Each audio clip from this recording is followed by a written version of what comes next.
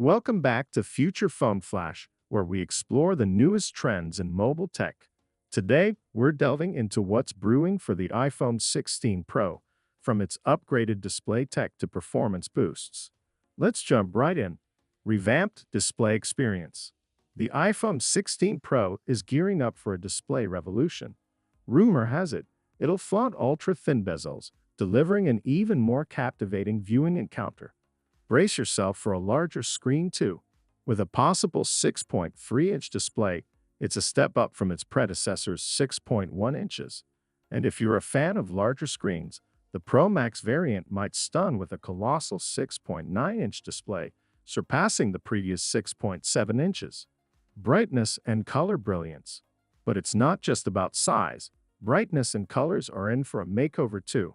The iPhone 16 Pro vows better sunlight visibility and richer, more vibrant hues. Picture yourself immersed in content with unmatched clarity and color precision, elevating your viewing escapades. PowerPack performance. Shifting gears to technical specs and performance, the iPhone 16 Pro is rumored to be slightly taller and heavier, ensuring a comfortable grip while packing more punch.